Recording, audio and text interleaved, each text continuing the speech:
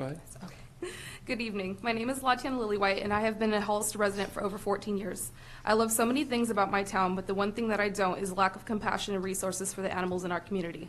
I want to tell you about Nichols. Nichols didn't have the same happy ending that Willow did. Nichols was the last rescue that I did on my own. She was a tiny kitten suffering severely from an upper respiratory infection, along with other health-related issues.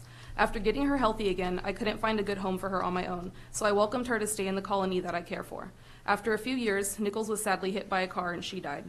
She is one among the many that shared the same devastating fate, as I have found countless deceased cats on my street, all too hit by cars. As a low-income mother with the limited finances and free time that I have, I still choose to help the many helpless animals in my neighborhood and in our community. But when you live in a neighborhood full of low-income families that can't afford to get their animals fixed, the number of unwanted, suffering, and abandoned animals on our streets continues to grow, with no hope for a change in sight due to the lack of resources available to our residents. My neighborhood isn't the only one suffering either. The Facebook group HALF has received 45 requests for help with kittens from all over town in just 3 months alone.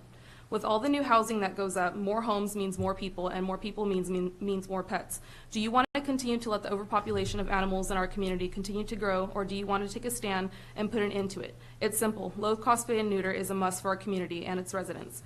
If you don't share the same compassion for the helpless animals in need, think about the negative impact it would have on our town. Countless animals on our streets continuing to reproduce and causing a never-ending cycle that you could help end with something as simple as low-cost spay and neuter.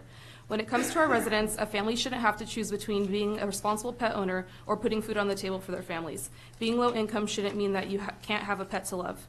I kindly ask that you invest this into the SNP bus, which has already proved to be extremely helpful to our community, and to continue and invest in things that will make a positive impact in our town, unlike the $40K that was approved to provide bulletproof glass at our animal shelter, which is completely unnecessary, an irresponsible use of funds, and if I'm being honest, truly unbelievable.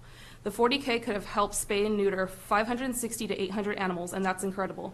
Now ask yourself this: will you be a part of positive change for our community, or will you continue to let this problem grow knowing you had the power to help solve it all along? Thank you for your time. Thank you very much.